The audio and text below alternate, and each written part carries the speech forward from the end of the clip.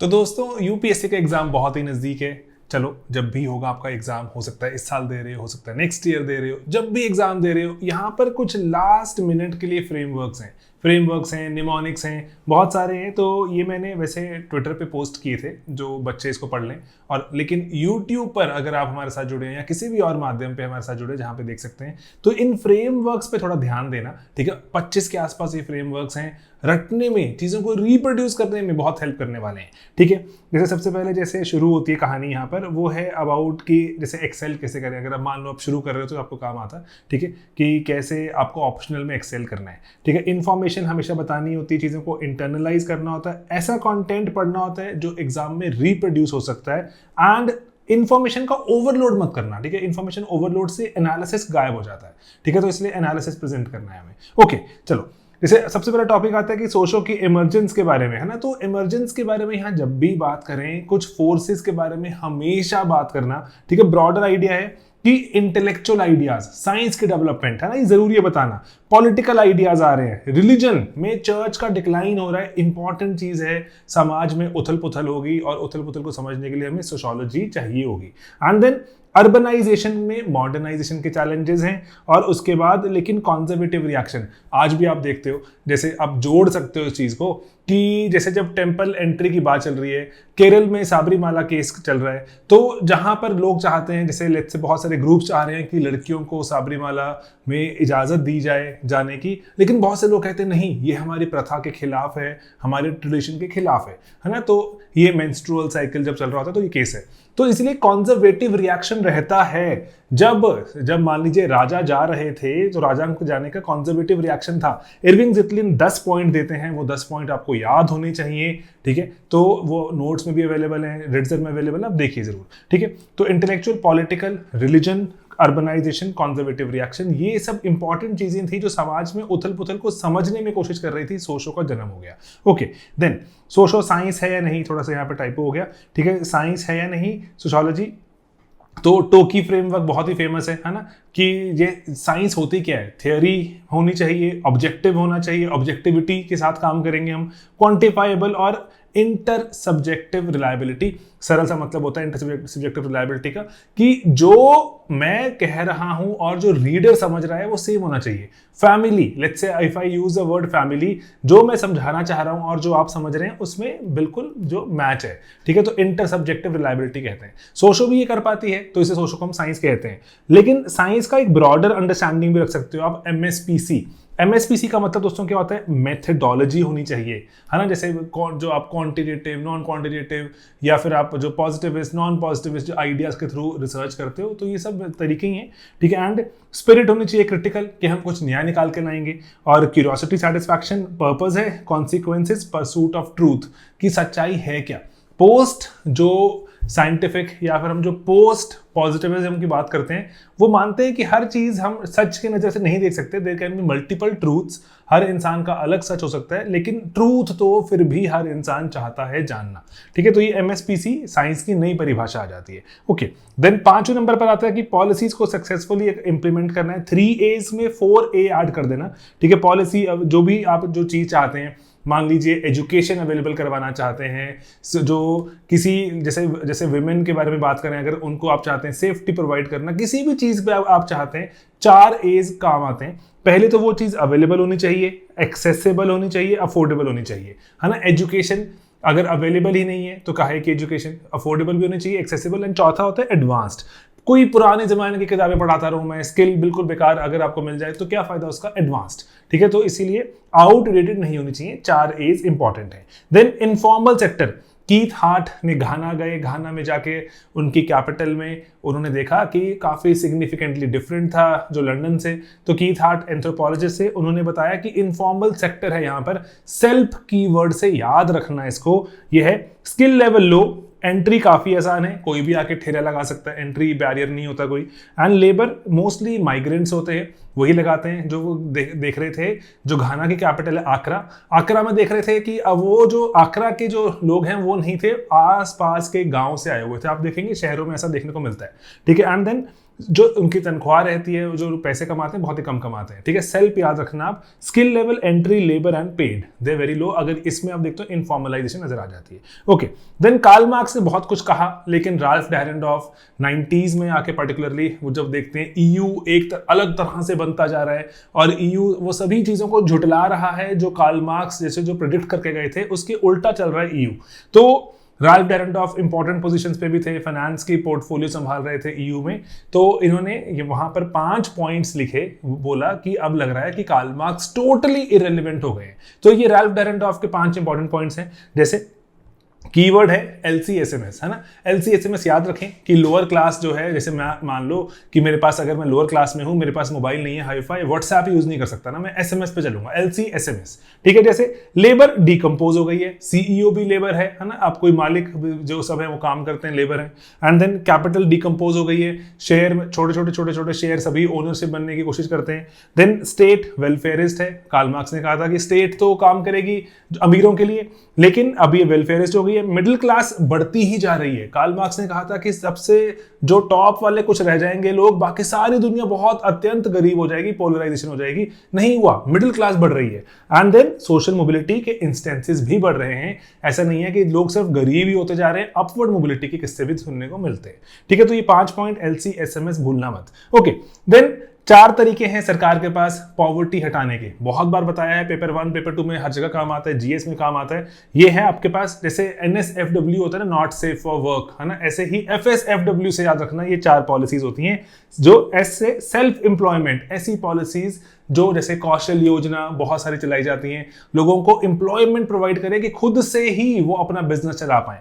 Then food security, दूसरा है food security, इंसान को जब थोड़ा पेट में कुछ जाएगा उसकी सिक्योरिटी हो जाती है, तो पर्टिकुलरली वो हम ऐसा मानते हैं कि सरकार अच्छा काम कर रही है।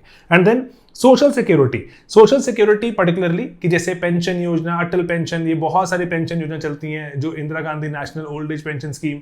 ओके, एंड देन आखिरी हमारे पास जो रहता है वो है वर्क, ठीक है। यहाँ पे चलो वो आया नहीं अभी, वो है जो आखिरी W होता है, दैट इज वर्क या फिर वेज एम्प्लॉयमेंट। वेज एम्प्लॉयमेंट की बात यहाँ लिख देता हूँ चलो मैं, ठीक है। वेज एम्प्लॉयमेंट जैसे हमारे पास मनरेगा रहता है कि सरकार अगर ये 4 काम करे, self employment, food security, social security and veg employment, ठीक है। ओके, देन अब कोऑपरेटिव्स क्यों बनाए जाते हैं? कोऑपरेटिव एक इंपॉर्टेंट टॉपिक है, बच्चे घबरा जाते हैं। तो कोऑपरेटिव बनाने के बहुत सारे पर्पस हैं, ABCD के थ्रू याद रखना, ठीक है। एक्सेसिबिलिटी आसान है, ठीक है। मान लो मैं लोअर क्लास हूं, मैं लोअर कास्ट भी हूं, मुझे कोई बहुत गांव में कोई पूछ नहीं रहा, उस केस में कोऑपरेटिव बनाकर मैं अपने और भाई बंधुओं को इकट्ठा करके कुछ ऐसा काम कर सकता हूं जो कि थोड़ा स्केल पर होगा, बड़े लेवल पर होगा, एंड हमारे प्रोडक्ट्स बड़ी मार्केट में बिकेंगे, हमें सामान खरीदने में थोड़ा सस्ता पड़ेगा, ठीक है। तो एक्सेसिबिलिटी आसान, bureaucracy relatively low, and class conflict reduce करने की कोशिश होती है, क्योंकि अगर मैं लोअर क्लास हूं और धीरे धीरे मेरा इनकम लेवल बढ़ेगा, तो इनकम लेवल बढ़ने से मेरी क्लास इनइक्वालिटी कम हो जाएगी और जो क्लास के कॉन्फ्लिक्ट होते हैं, अमीर गरीब की लड़ाई, वो कम हो जाती है। एंड डेवलपमेंट इवनली डिस्ट्रीब्यूट हो जाएगी, ठीक है। ABCD, तो इसलिए E भी लगा दीजिए आप, देखिए कि इक्वालिटी इससे एश्योर होती है। ओके, लेकिन ये नहीं हो पाता, इसलिए कोऑपरेटिव्स फेल भी हो जाते हैं। लेकिन हमने मिनिस्ट्री ऑफ कोऑपरेटिव्स भी बनाई है ना, अलग अलग जो हमने जो कॉन्स्टिट्यूशन भी अमेंड किया है, राइट टू फॉर्म कोऑपरेटिव्स लगाए, है ना, बहुत सारी चीजें कोऑपरेटिव्स में पढ़ते हैं। ओके, देन फैमिली की डेफिनेशन मुर्डॉक ने दी थी, सीर याद रखना, सीर बोलते हैं किसी महान जो पुरुष को, महान इंसान को, है ना, जो सुलझा हुआ इंसान। मुर्डॉक ने भी इतना कुछ लिखा, इतना कुछ पढ़ गए, एंथ्रोपोलॉजिस्ट थे, तो वो सीर के जैसे ही तो थे, है ना, एक तो इसीलिए जो S से है सेक्सुअली अप्रूव्ड सोशल रिलेशन जब हो जाता है तो हम मानते हैं फैमिली या मैरिज की शुरुआत हो जाती है। ओके, इकोनॉमिक कोऑर्डिनेशन रहती है, एजुकेशन रहती है, रेजिडेंस इसमें। लेकिन आप इसको जो आगे जब आप इसको बताएं तो आप एंथनी गिडन्स की बात पक्का कर देना। एंथनी गिडन्स बोलते हैं मॉडर्न मॉडर्न डेज में फैमिली की डेफिनेशन बहुत इवॉल्व हो गई है। जरूरी नहीं है कि ऑपोजिट सेक्स के लोग ही होंगे, जरूरी नहीं है कि जहां पर शादी होगी तो और सोशली अप्रूव्ड सेक्सुअल रिलेशन होगा। इसलिए एंथनी गिडन्स क्या बोलते हैं कि जहां पर 2 एडल्ट्स, कॉन्सेंटिंग एडल्ट्स, एक दूसरे की रिस्पॉन्सिबिलिटी लेने को तैयार हो जाते हैं और वो कहते हैं कि अगर बच्चे हुए तो हम उन बच्चों का भी ध्यान रखेंगे, दैट इज अ फैमिली, ठीक है। वो फैमिली इसको बोलते हैं, रिस्पॉन्सिबिलिटी की बात को बोलते हैं, ठीक है। तो इसलिए बोलते हैं कि मॉडर्न जो एरा में लव इज वेरी प्लास्टिक मतलब किसी भी शेप में आ सकता है, किसी भी शेप में मोल्ड किया जा सकता है। तो फैमिली की परिभाषा बहुत ज्यादा डायनामिक हो जाती है। ओके, देन अब किसी भी चीज को ये ब्रह्मास्त्र वाला है, अगर यहां तक वीडियो देख रहे हो तो ब्रह्मास्त्र है, एफएमसीजी, आरसीआर, किसी भी क्वेश्चन को सोशियोलॉजिकली आपने देखना है तो इन चीजों पर इंपैक्ट पक्का देखना, ठीक है। फैमिली पर, मैरिज पर, caste, gender, religion, class and rural urban divide. इसमें मैं ऐड कर रहा हूं 3, मोबिलिटी पे क्या असर रहा, ठीक है, पक्का देखना जरूरी होता है। माइग्रेशन पर क्या असर रहा वो देखना भी जरूरी होता है। और एमएमटी ऐड कर रहा हूं ट्राइबल्स, ठीक है, कि किसी चीज का ट्राइब्स पे क्या असर रहा। ओके, वेबर के सोशल एक्शन 4 हैं सोशल एक्शन। वेबर ने बात की और पार्सन्स ने बात की, कंपैरिजन करना भी आसान हो जाता है। वेबर ने कहा टॉज, है ना, हमारे जो भी हमारे सामाजिक एक्शन हैं 4 तरह से ही होते हैं, या ट्रेडिशनल लेवल पे, जैसे प्रीस्ट को पैरों को हाथ लगाना, है ना, ट्रेडिशनल लेवल पर आप अपने पापा मम्मी को देख के उनको प्रणाम कर रहे हो, ठीक है, ट्रेडिशनल की कहा गया कि बड़े बुजुर्ग हैं उनकी इज्जत करो, है ना। Okay, then affective. अफेक्टिव का मतलब होता है इमोशंस, जो इमोशन से निकले, मदर का लव जो बच्चे के लिए। एंड देन वर्ड रैशनल की वैल्यू है, ये करना चाहिए, आपका कोई इसमें खास फायदा नहीं होगा लेकिन अच्छी बात है, करना चाहिए। जैसे मान लीजिए किसी को, अंधे को आपने जो सड़क पार करा दी, है ना, ये it's a very good thing to do, क्योंकि इंसान देख नहीं सकता था तो इसीलिए किसी गरीब की मदद कर दी आपने, ठीक है। तो इसीलिए particularly word rational, value rational है। एंड देन उसके बाद है ज़्विक रैशनल की पर्पसफुल, इसमें आपका कोई मीनिंग भी अटैच है, जैसे एग्जाम की तैयारी करना, आपको लगता है मैं अच्छा इंसान बन जाऊंगा, तो इसलिए वर्ड रैशनल से हम ज़्विक रैशनल पर आ जाते हैं। तो ये 4 चीजें हैं, याद रखना। वेबर ने कहा था कि कोई भी एक्शन कभी इंडिविजुअल लेवल पे नहीं होता, या फिर एक ऐसे लेवल पे नहीं होता कि एक ही चीज होती है, या ट्रेडिशनल होगा या वर्ड होगा या वैल्यू वाला होगा जो ज़्विक होगा, नहीं, वो कहते हैं कि it is a rainbow of actions, ठीक है। तो रेनबो की वेरियस एक्शंस इकट्ठे होकर एक आप देखते हो एक तरह का एक्शन बनता है। ओके, देन पार्सन्स ने भी ईएमआई दिया। ईएमआई का मतलब क्या होता है, पार्सन्स कह रहे हैं कि आपसे ट्रेडिशनल और वर्ड रैशनल को अलग अलग मत देखो, ये एक तरह से सिमिलर सी बात है, वैल्यू की बात तो कर रहे हो आप, ठीक है। तो expressive action, moral action and instrumental. Expressive is emotions, instrumental is जो आपका ज़्विक रैशनल से मिलता जुलता, एंड मॉरल इज आपका ट्रेडिशनल एंड वर्ड रैशनल इकट्ठा कर दिया। ओके, देन अब ये सवाल पूछा जाता है बहुत ऑफन कि इंडस्ट्रियलाइजेशन, अर्बनाइजेशन भारत को कैसे इंपैक्ट करते हैं। एक तो एजुकेशन और स्किल्स बढ़ती हैं, जॉब्स की डाइवर्सिटी आती है, living area housing style change होता है, स्लम्स की फॉर्मेशन भी हो जाती है, दैट्स अ बैड पार्ट, ठीक है। And then marriage, intercaste, inter religion, not internet religion, inter religion marriage आ जाती है। रिचुअल्स, आप सिर्फ नाम मात्र का रिचुअल करते हो, स्ट्रिंजेंट नहीं होते, इतने आप अड़ियल नहीं हो जाते रिचुअल्स को लेकर। एंड पॉलिटिक्स में भी अब जितना लोग अर्बनाइज होते जाते हैं, पॉलिटिक्स भी साथ साथ में बदलती रहती है, एंड राइट्स ओरिएंटेड पॉलिटिक्स बढ़ जाती है। ओके, देन कैसे मोबिलिटी को प्रमोट करती है, जॉब के टाइप बदलती हैं, है ना। ऐसा कोई जरूरी नहीं है, मान लो हो सकता था कि मैं गांव में था और मैं गांव में मैं बहुत, जैसे जो किसी फार्म में लेबर कर रहा था, अभी मैं कंस्ट्रक्शन साइट पे लेबर करता हूं, मेरी ऐसे ही कोई खास मोबिलिटी नहीं हुई, मैं वहां पर भी सबसे नीचे वाले लेवल पर था, यहां भी सबसे नीचे वाले लेवल पर हूं, लेकिन जॉब की टाइप बदल गई। अब जो आगे बच्चे होंगे वो उनकी जॉब की टाइप सिग्निफिकेंटली डिफरेंट होंगी जो शायद वो गांव में रह के कर रहे होते हैं, ठीक है। मोबिलिटी के चांसेस इंप्रूव होने के चांसेस बढ़ जाते हैं। ओके, ठीक है, स्किल्स बढ़ जाते हैं, माइग्रेशन बढ़ जाती है, फॉर्मल जॉब्स की पॉसिबिलिटी बढ़ जाती है, गांव में फॉर्मलाइजेशन ऑफ जॉब नहीं है। एंड देन डाइवर्स इंटरेक्शंस हैं, अलग अलग भांति भांति के लोग आते हैं, आप उनको कल्चर के बारे में जानते हैं। एंड सोशलाइजेशन बढ़ती है, हेल्थ केयर एंड पॉलिटिकल से मतलब वॉइस आपकी यहाँ पे इंप्रूव हो जाती है। ओके, पैटर्न वेरिएबल्स पार्सन्स ने दिए कि आप ट्रेडिशनल एंड मॉडर्न दोनों के बीच में कहीं लाई करते हो, ना तो आप कंप्लीटली ट्रेडिशनल होते हो ना ही कंप्लीटली मॉडर्न होते हो, इन बिटवीन लाई करते हो। तो अडाप्ट को याद रखना कि एस्क्रिप्शन, अचीवमेंट, डिफ्यूजनेस, स्पेसिफिसिटी, कि किसी इंटरेक्शन में कितने डिफ्यूज्ड बातें करते हो आप या फिर स्पेसिफिक बातें करते हो। दुकान पे गए हो तो दुकान पर जाकर सिर्फ और सिर्फ दुकानदार से प्रोडक्ट के बारे में पूछ रहे हो या आसपास की बातें भी कर रहे हो और घर परिवार के बारे में जान रहे हो। तो ट्रेडिशनल जो चीजें होती हैं वो डिफ्यूज इंटरेक्शन होती हैं, जितनी आप मॉडर्न हो जाते हो उतने स्पेसिफिक हो जाते हो। ओके, देन अफेक्टिविटी इज मतलब इमोशंस कितना है आपके इंटरेक्शन में, या अफेक्टिव न्यूट्रल हो आप। एंड देन पर्टिकुलरिस्टिक हो कि आपको किसी की जाति, कहीं रीजन एटसेट्रा का फर्क पड़ता है या नहीं, यूनिवर्सल, नो मैं सबको तो बराबर ही ट्रीट करूंगा, that is a modern trait according to Parsons. And then collective orientation and self orientation, तो जो ट्रेडिशनल जो सोसाइटीज है वहां पे सभी क्या समझेंगे सोचेंगे का बहुत फर्क पड़ता है, जो मॉडर्न सोसाइटी में सेल्फ ओरिएंटेशन बढ़ जाती है। ओके, यहाँ पे मैं आपको पार्सन्स का मैं एक और दे रहा हूं, यहाँ पे लिखा नहीं हुआ। पार्सन्स ने कहा था कि जो हमारी सोसाइटीज हैं वो साइक्लिक तरह से घूमती हैं, एंड उन्होंने कहा था कि जरूरी नहीं है कि हर सोसाइटी साइकिल में घूमे, तो वो कहते हैं कि वेरियस अलग तरह से सोसाइटीज एग्जिस्ट कर सकती हैं, को एग्जिस्ट कर सकती हैं। तो वो कीवर्ड था, वो मुझे याद आ रहा है अभी, तो वो है पहासम, ठीक है। जो वेरियस सोसाइटीज, चैप्टर 10 में आता है आपको, जब डेवलपमेंट की बात करते हैं तो साइक्लिक थियरीज एक्सेट्रा पढ़ते हैं, पार्सन्स का था ये, ठीक है। एक जैसे कि आपकी जो है प्रिमिटिव सोसाइटीज हैं, वो बात करते हैं, there are very primitive societies, then there are ancient, इसको ना एक बार आप देख लेना, ठीक है, historic societies and then seed bed and then modern societies, ठीक है। तो ये को एग्जिस्ट कर सकती हैं एंड पर्टिकुलरली जो ट्रेडिशनल फीचर ज़्यादा होते हैं किसी में मॉडर्न फीचर ज़्यादा होते हैं। सीड बेड में आइडियाज़ की बात होती है, जैसे इजराइल और ग्रीक सोसाइटीज़ को बोलते हैं सीड बेड सोसाइटी से। ओके, तो मैं डिटेल में नहीं जा रहा, भाषा से याद रखना, इसकी दैट इज इंपॉर्टेंट, चैप्टर 10 में डिटेल में गिवन है। ओके, देन सोशियोलॉजी एशिया में एक्सपैंड करेगी। सोशो का ना एक सवाल उठता है आपसे बहुत ज़्यादा, कोविड में भी आप देखेंगे कि सोशो बहुत एक्सपैंड हो गई, तो कोविड के बाद है ना, ये सवाल आप अपने आंसर्स में डालना, ये बातें, ठीक है, कि जैसे work from home is a new kind of a research, है ना, project. Okay, work from home पहले इतना कॉमन तो नहीं था, अभी बहुत कॉमन हो गया। ओके, उसके बाद आप फटाफट से धड़ल्ले से ऑनलाइन ऑर्डर करते हैं। आप पहले पापा मम्मी ऑर्डर नहीं कर पाते थे, अभी कर पाते हैं, जोमेटो स्विगी एटसेट्रा कितने आराम से चला लेते हैं। एंड देन उसके बाद जो कितना आइडिया से कंफर्टेबल हो गए हैं लोग कि घर बैठ के बच्चा पढ़ सकता है, ऑनलाइन एजुकेशन।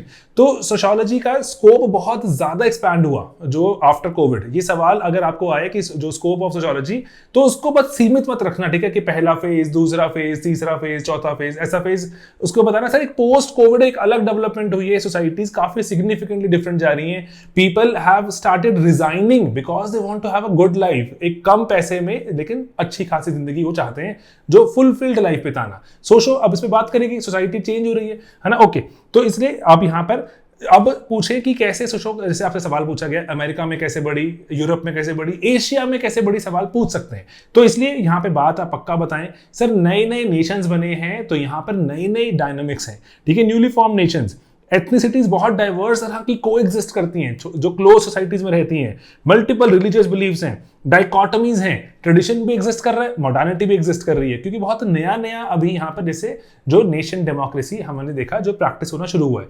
तो यहाँ पर आप वो फ्रेमवर्क भी डाल सकते हैं, इंटरनलाइजेशन वर्सेस इंस्टीट्यूशनलाइजेशन का, कि इंस्टीट्यूशन तो बन गए हैं लेकिन इंटरनलाइज करते करते भी वक्त लगेगा। एंड देन जो सब ऑल्टन का राइज भी हो रहा है, इसकी बात भी आप कर सकते हैं, ठीक है, कि सब ऑल्टन का मतलब क्या होता है, जो ऐसे लोग पर्टिकुलरली जिनके पास आवाज नहीं होती, वॉइस नहीं होती, कोई उनके बारे में ना लिखता है, ना कोई सुनता है, ना कोई पढ़ पाता है, इसलिए सब ऑल्टन। रणजीत गुहा इंपॉर्टेंट भी है, इनको पढ़ के भी जाइएगा, आपको हमने जो डिटेल में A1 में बताया हुआ है। ओके, तो अभी सोशल एंड साइकोलॉजी बहुत ऑफन कंपेयर करवाए जाते हैं, तो दोनों ही मीनिंग की बात करते हैं, है ना। देखो पॉजिटिविस्ट जो कल्चर है वो कहेगा इंडिविजुअल की बात नहीं करनी, नॉन पॉजिटिविस्ट आपको इंडिविजुअल पे ले जाएगा, वेबर की बात करेंगे, है ना। देन लुकिंग ग्लास सेल्फ का आइडिया, जहां जहां पर सोशो इंपैक्ट करती है जो साइकोलॉजी को, साइकोलॉजी सोशो को, वो आप लिखेंगे। एंड फॉर एग्जांपल अगर आप चाहें लिखना कि जो डर्कहाइम कह रहे थे, जो हाईली खुद को सोशोलॉजिकल बताने की कोशिश कर रहे थे, suicide as an idea, religion as an idea, highly sociological हैं, वो बहुत ज्यादा जो रोल ऑफ इमोशंस को दिमाग में लेके चलते हैं, and that is why they might be highly influenced by psychology as well. Okay, ठीक है, तो आप उसको वाला ट्विस्ट दे सकते हैं। ओके, देन ट्राइबल कम्युनिटीज को हम डिफाइन नहीं कर पाते भारत में, रिपल्ड कीवर्ड है, ये मैंने अत्यंत बार बताया है आपको, प्लीज इसको दिमाग में रखना कि रिलीजन हम पर्टिकुलरली हम डिफाइन नहीं कर पाते कि ट्राइब है कौन। रिलीजन कोई पक्का नहीं कह सकते, नॉर्थ ईस्ट में क्रिश्चियनिटी फॉलो हो रही है, बहुत जगहों पे हिंदुइज्म प्रैक्टिस हो रहा है। घुरे कहते हैं कि ये तो अभी अगर जो ट्राइब है, ट्राइब पर्टिकुलरली घुरे क्या कहते हैं कि ये बैकवर्ड हिंदूज हैं, ठीक है, तो इसीलिए मल्टीपल तरह से अंडरस्टैंड किया जाता है, कोई पर्टिकुलर एक रिलीजन नहीं है। देन आइसोलेशन, कोई आइसोलेशन में रह रहा है, कोई नहीं रह रहा। पॉलिटिक्स भी डाइवर्स तरह की है। प्रॉपर्टी ओनरशिप, कोई जॉइंटली जो ओन कर रहा है, कोई इकट्ठे कम्युनिटी ओन कर रही है। जो and where do they live, ऐसा नहीं है कि वन में रह रहे हैं, वनवासी आदिवासी, ऐसा भी नहीं है, बहुत शहरों में रह रहे हैं। एंड पूरे अक्रॉस इंडिया ट्राइबल कम्युनिटीज रहती हैं। एंड देन इकोनॉमी, कोई प्रिमिटिव इकोनॉमी फॉलो कर रहा है, कोई मॉडर्न इकोनॉमी फॉलो कर रहा है। एंड डायलेक्ट भी बहुत डाइवर्स है। तो ये रिपल्ड याद रखना। तो ये हम पक्का कह ही नहीं पाते कि ये देखो ये फीचर होगा तो ही कोई ट्राइबल कहलाएगा, तो अकॉर्डिंगली ट्राइबल में डाइवर्सिटी आ जाती है। ओके, देन यहाँ पे ट्राइबल पॉलिसी जो थी, जो हम पे शासक थे कॉलोनियल पावर्स की, 4 तरह से रूल करने की कोशिश करी। क्रिश्चियन मिशनरीज भेजे, कैफे याद रखना, एडमिनिस्ट्रेटिव पॉलिसीज बनाई, एंड ठीक है, जो बहुत इंपॉर्टेंट है, जो 5 तरह की पॉलिसीज उनकी आती हैं, राजमहल हिल से शुरू होती हैं, जो क्लीवलैंड लेकर आते हैं। एंड देन फॉरेस्ट पॉलिसी, की बात होती है कि फॉरेस्ट कैसे सरकारी प्रॉपर्टी बनता गया। हमने 2004 में इसमें रिवर्स करना शुरू किया कि नहीं, फॉरेस्ट पे जो फॉरेस्ट के ड्वेलर्स हैं, जो रहते हैं फॉरेस्ट में, उनका भी हक है। 2004 में जब हम फॉरेस्ट एक्ट वगैरह लेकर आते हैं, लेकिन उसके पहले तक फॉरेस्ट एक बिल्कुल सरकारी प्रॉपर्टी बन गया है देश की डेवलपमेंट के लिए। जो आजादी की बात करो, देश की डेवलपमेंट के लिए सरकार ने बोला कि इसमें अब वनवासी जो है वो उस पर हाथ नहीं लगा सकते फॉरेस्ट को, ठीक है। लेकिन 2004 में हमने रिकॉग्नाइज करना शुरू किया कि नहीं, वनवासियों का भी हक है। Okay, then exclusion as a policy, कि अलग थलग कर दो, ठीक है। ऐसे बैकवर्ड ट्रैक्स बना दो और ट्राइबल ट्रैक्स बना दिए, जो अभी भी आप देखते हो, जहां पर हमें क्या, जो एक तरह से कैसे नजर आता है कि अंग्रेजों ने क्या कोशिश करी कि हम इनको मेन स्ट्रीम पॉलिटिक्स का पार्ट बनने ना दें। ओके, ठीक है, तो ये कैफे याद रखना। ओके, देन इसलिए नेहरू जी की ट्राइबल पंचशील पॉलिसी बहुत ज्यादा इंपॉर्टेंट है, एंडलेसली पूछी गई है, इतनी बार पूछी जाती है। CLTOR ऐसे ही याद रखा है हमने बचपन से, ठीक है, कि कल्चर आपने प्रमोट करना है लोकल। कि अब जो, क्योंकि ये डिबेट चल रहा था ना कि हम इनको अपनी सोसाइटी में बिल्कुल मिला लें, ट्राइबल आइडेंटिटी खत्म कर दें। दूसरा तरफ कह रहे थे कि नहीं नहीं, इनको आइसोलेट कर दो, इनको अपने आप जैसे जीना है जीते रहें, इनकी जीवन जीने की शैली बिल्कुल अलग है और ये मॉडर्न लाइफस्टाइल से शायद ऐसे जो पर्टिकुलरली प्रभावित नहीं होने चाहिए, और ये एनवायरमेंट कंजर्व कर लेंगे, they respect women, they do not eat tobacco, है ना। तो ये काफी सारे जो इल्स हैं मॉडर्न सोसाइटी से, उनसे दूर हैं ट्राइबल पीपल। क्यों मिलाना चाहते हैं? तो घुरे वर्सेस एल्विन डिबेट भी कहा जाता है इसको, ठीक है। तो इसीलिए यहां पर अब पर्टिकुलरली जो नेहरू जी बीच का रास्ता निकालते हैं, ठीक है। नेहरू जी कहते हैं कि हम ट्राइबल पंचशील पॉलिसी लेकर आएंगे। पहला है सी कल्चर, कि इनके कल्चर को, ट्राइबल कल्चर को प्रमोट किया जाएगा। दूसरा, लैंड राइट्स को रिस्पेक्ट की जाएगी। खैर ये बहुत देर में हुआ, 2004 में पूरा हुआ। एंड देन टीम इनकी ही बनाई जाएगी, इनका, हमारे कुछ टीम के लोग जाएंगे, इनको सिखाएंगे और हम इनकी टीम ही डेवलप करेंगे, हमें अपनी टीम नहीं लेके आनी, आउटसाइडर्स की टीम। तो ये जरूरी भी आप यहां पे बता सकते हैं। जो अरुणाचल प्रदेश है, जिसको नेफा कहा जाता था, अरुणाचल प्रदेश को नेफा कहते थे, नॉर्थ ईस्टर्न फ्रंटियर एजेंसी, है ना। तो नेफा, अब जो आप देखते हैं अरुणाचल, बहुत वहां पे लिटरेसी रेट बहुत हाई है। अरुणाचल में सेसेशनिस्ट टेंडेंसीज नहीं देखने को मिलती, क्योंकि ये पंचशील फॉलो हुआ वहां पर। Okay, and then over administer नहीं करना, don't over administer. And last is results. आप रिजल्ट्स को कैसे नापेंगे? रिजल्ट्स नापने के लिए आपने कितना पैसा बहाया उसकी बात नहीं करेगा कोई, क्या आउटकम आया, क्या रिजल्ट क्या किस तरह का ह्यूमन कैरेक्टर डेवलप हुआ, उसकी बात होगी। Results will never be measured in terms of money spent, ठीक है। ओके, तो CLTOR याद रखें आप, ठीक है। तो यहां पर हमारे जो ये खत्म हो गए, ठीक है। ओके, और भी जैसे कुछ अगर कीवर्ड्स एटसेट्रा अगर आपको याद आ रहे हो तो आप बताएं, ठीक है। और जो इनको, मेरे मानने में बस यही है कि कि इंटरनलाइज करने की कोशिश करो। जैसे जैसे पेपर नजदीक आ जाता है तो हमारी टेंशन बढ़ जाती है, और इसीलिए अंत में मैं आपको चाहता हूं बताना कि एग्जाम क्रैक करने के लिए डेफिनेटली नॉलेज रिक्वायर्ड है, लेकिन more than knowledge what is required is a mindset, ठीक है। तो इसीलिए बस मेरी आप सभी से यही जो दरख्वास्त है कि माइंडसेट ऐसा लेकर जाएं जहां पर क्वेश्चन अगर मुश्किल लग भी रहा है, ऑन द स्पॉट चाहे उसका आंसर नहीं आ रहा, अभी उसको छोड़ के आगे बढ़ जाओ। ऐसा होगा माइंडसेट, अगर आप एक थोड़ा ओपन रखेंगे, माइंडसेट ऐसा रखेंगे कि मैं इस पे कुछ तो लिख कर आऊंगा, तो और इस पे कुछ तो रेलिवेंट बात कर दूंगा, सोशोलॉजिकल बना दूंगा, FMCG RCR चला दूंगा, तो automatically you will and up scoring better than you can otherwise, ठीक है। तो बाकियों से बेटर भी कर पाओगे, खुद जितना कर सकते हो उससे बेटर कर पाओगे। माइंडसेट ऐसा रखना कि मुझे मैक्सिमाइज करना है अपना स्कोर, ठीक है। ओके, तो बस आई विल नॉट टेक अपना और टाइम। तो ये था, और आपके पास अगर कुछ आइडियाज एटसेट्रा हैं to discuss, please let us know, we will discuss them जो जल्दी से जल्दी। ओके दोस्तों, ऑल द वेरी बेस्ट एंड मिलते हैं एग्जाम के बाद।